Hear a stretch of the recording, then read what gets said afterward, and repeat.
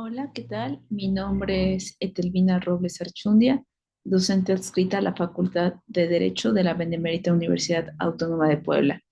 Antes de dar inicio a esta ponencia de investigación, quiero agradecer al Congreso Nacional de Tecnologías de la Educación por la oportunidad de presentar el siguiente documento,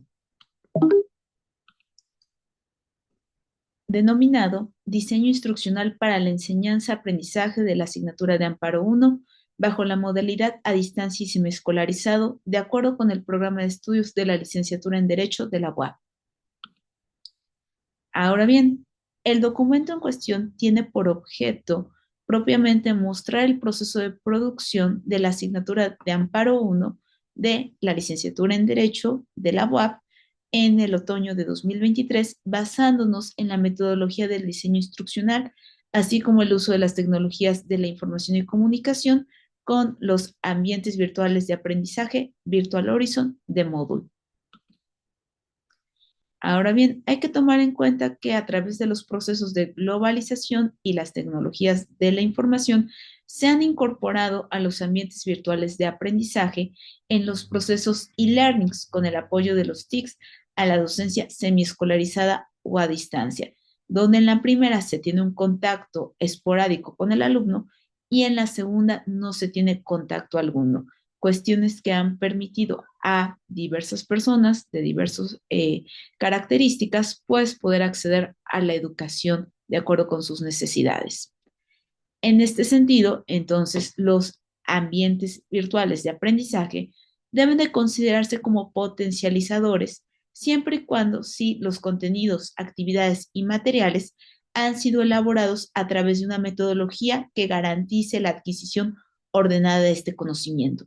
Y para ello debemos entonces hacer uso de un conjunto de pasos a seguir o una guía, lo cual se denomina diseño instruccional. Toda vez que, a diferencia de la educación presencial, que podría decirse estamos todavía un poquito sujetos a la improvisación, en el caso de la educación de tipo semiescolarizada o a distancia, para garantizar el proceso de enseñanza-aprendizaje, necesitamos una planeación detallada.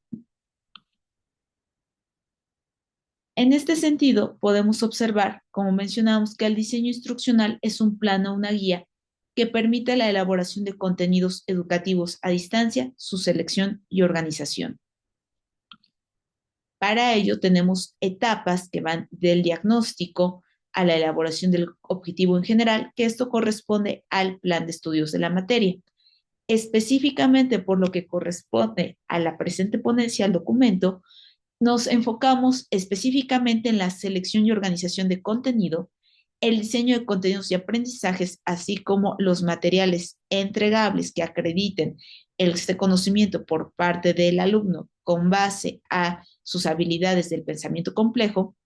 y el diseño de situaciones a evaluar y finalmente la evaluación propiamente del contenido de la materia, de los procesos de aprendizaje por parte de tanto los alumnos como los facilitadores del curso.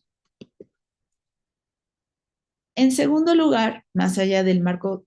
teórico, también debemos de tomar en cuenta el marco contextual. Al respecto, debemos de señalar que la materia de amparo 1 corresponde a una materia de derecho. En este sentido, podemos decir que la enseñanza del derecho ha sido altamente criticada debido a su enfoque tradicionalista. ¿Esto qué quiere decir? Que el abogado, el facilitador, se ha centrado en este proceso hacia el estudiante a través de la famosa cátedra presencial, por lo cual también tenemos un conflicto en la incorporación de estos ambientes virtuales de aprendizaje.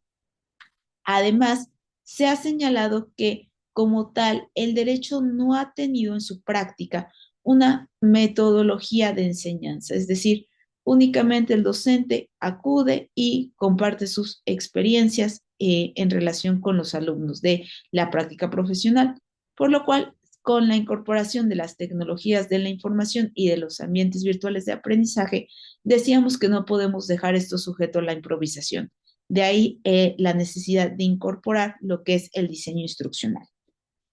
Ahora bien, específicamente por lo que corresponde a la UAP. Esta institución de carácter público a nivel global cuenta con 9 licenciaturas que se imparten bajo la modalidad a distancia y 7 en semiescolarizada. Específicamente por lo que corresponde a Derecho, se oferta esta licenciatura en ambas modalidades, es decir, semiescolarizada y a distancia, haciendo uso de el entorno virtual de aprendizaje Virtual Horizon de Moodle. En consecuencia, los materiales deben de encontrarse actualizados y en constante revisión para poder garantizar el proceso de enseñanza-aprendizaje. Bajo esta tesitura, básicamente podemos decir que el pasado otoño de 2023 se realizó una revisión y una elaboración de nuevos materiales por lo que corresponde a la materia de Amparo 1, trabajo de tipo colaborativo con la dirección de DCTIC de la UAP, quien, de la mano con los diseñadores instruccionales y los docentes responsables de la creación de los contenidos digitales adscritos a la Facultad de Derecho, realizaron dicha misión. El primer contacto se realizó a través de una reunión sincrónica en la cual se realizó un bosquejo de actividades y el cronograma de entrega de los materiales. Y finalmente vamos a poder ver cuáles fueron estas estructuración que se hizo con base al tipo de la materia, a las semanas del curso, así como las unidades en las que se encontraba dividida la materia de acuerdo con el plan de estudios. En este sentido, podemos ver que la materia de Amparo 1 forma parte propiamente de la primera parte de la materia que constituye de manera global el amparo. De acuerdo con el plan de estudios del programa de la licenciatura en Derecho, ya sea en su modalidad presencial, semiescolarizada o a distancia, se encuentra dividida en 2 bloques, en un bloque teórico, que es el que nos correspondió realizar, y un bloque procesal, Amparo 2. Específicamente, ¿de qué trata la materia de Amparo 1? Se basa propiamente en acercar al alumno, en conocer en qué consiste el amparo como medio de defensa de los derechos humanos y como garantía constitucional, cuáles son las partes que se involucran en el juicio de amparo, el quejoso, la autoridad responsable, tercero interesado y Ministerio Público, cuáles son los elementos de la acción de amparo, así como los principios generales que rigen a la materia del juicio de amparo. De ahí que podemos observar que, con base en lo anterior, se realizó una materia con enfoque teórico basada en las 6 unidades que se contemplan en el plan de estudio, con una duración del curso aproximada de 12 materias, y para no hacer la materia pesada o innecesarios algunos contenidos, las actividades se realizaron en 9. En la siguiente diapositiva ustedes pueden observar la vista que tiene actualmente el alumno en relación con la información general del curso, donde se le presenta las unidades de aprendizaje, el esquema de trabajo en relación con las actividades que va a ir entregando y en la duración del cronograma de la materia. Cada cuánto tiempo va a tener que entregar las materias y el porcentaje de calificación de cada una de ellas, que al final constituye el 100%. Ahora bien, ¿de qué manera inician las situaciones y actividades de aprendizaje? Esto en primer lugar a través de una evaluación diagnóstica, la cual consistió en un conjunto de cuestionarios de opción múltiple autoevaluables, tomando en cuenta asignaturas que el alumno previamente debió haber cursado, como son Derechos Humanos, Cultura y Democracia, Sistema Constitucional Mexicano y Teoría del Estado.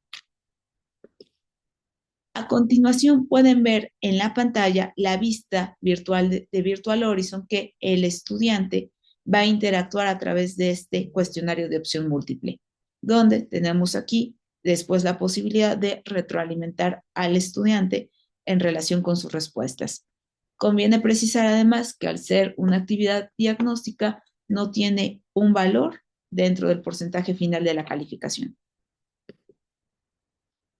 Asimismo, en la elaboración de los contenidos, estos fueron variables, ya que van a servir como recursos a utilizar para el diseño de entregables o lo que son las tareas con las cuales se va a calificar al alumno.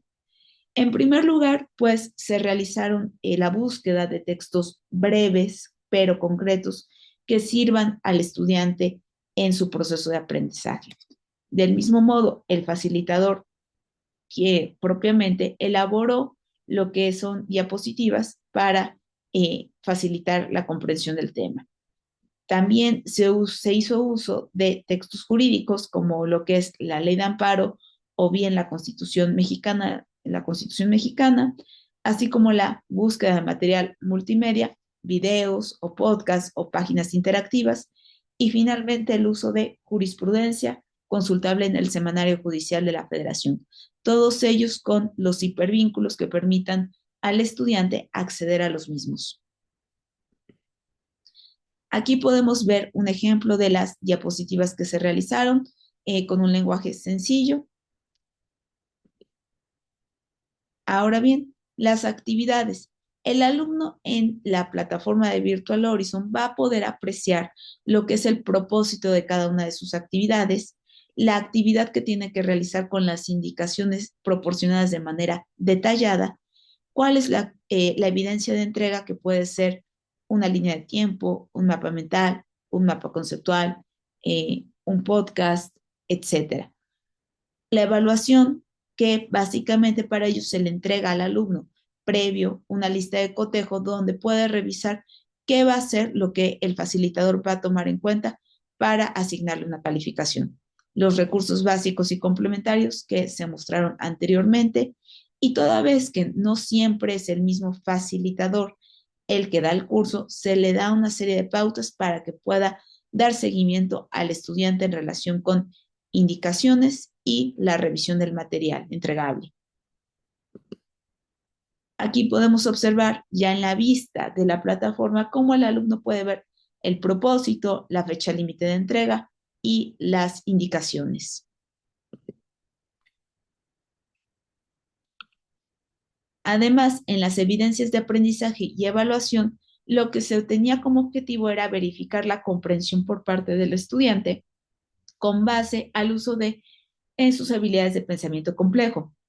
De ahí que los entregables, como mencionábamos, fueron mapas mentales, líneas del tiempo, infografías, la elaboración de glosarios, cuadros comparativos, folletos informativos y diagramas de flujo, junto con la lista de cotejo disponible en la plataforma. Aquí podemos ver, como mencionábamos, el ejemplo de la primera actividad de dónde nace el juicio de amparo, cada uno de los criterios que el docente va a tomar en cuenta en el momento de calificar y el porcentaje logrado, parcialmente logrado o no logrado. Como mencionábamos, la rúbrica, el alumno tiene acceso a ella desde antes de que pueda subir su material. De ahí que se les solicita que revisen a manera detallada la rúbrica. También tenemos en el porcentaje de evaluación cuánto corresponde a la lista con base a la lista de cotejo, la evaluación. Decíamos que esta información está en la información general, pero también se actualiza en las actividades. Mencionábamos que toda vez que el facilitador puede no ser el mismo que elaboró los contenidos de la materia, se le da una serie de pautas como crear el anuncio para los alumnos, revisar la lista de cotejo, revisar las entregas y la retroalimentación, haciendo énfasis en este caso en concreto en la importancia de la Constitución yucateca y la Constitución de 1857 para el juicio de amparo. En este sentido, en el documento nosotros presentamos como conclusiones básicamente el uso de la metodología del diseño instruccional como una buena práctica para la elaboración de la materia de Amparo 1 dentro de un ABA, del ABA de Virtual Horizon, mismas que al haberse estructurado de manera ordenada mejorarán de manera notable los procesos de aprendizaje de los alumnos inscritos en la licenciatura en Derecho. Además, esto nos permite demostrar que no solamente debemos delimitarnos como abogados, como catedráticos, a la cátedra tradicional o magistral para abordar el proceso de enseñanza-aprendizaje, sino que podemos hacer uso de las TICs para poder generar y propiciar la autonomía del estudiante y convertirlo en protagonista de su formación profesional, siendo ello una herramienta imprescindible para el ejercicio de la ciencia jurídica. Y finalmente, toda vez que la limitación del trabajo encuadra únicamente en la elaboración de los contenidos digitales como posible agenda de investigación, podríamos realizar una evaluación de la implementación del curso con base a las opiniones del alumnado y de los facilitadores, es decir, de los docentes que ya impartieron el curso. Agradezco su atención a la presente ponencia. Les reitero mi nombre, es Etelvina Robles Archundia, docente adscrita a la Facultad de Derecho de la UAP, y mis datos de contactos a través del siguiente correo es etelvina.roblesa@correo.uap.mx. Muchísimas gracias. Hasta luego.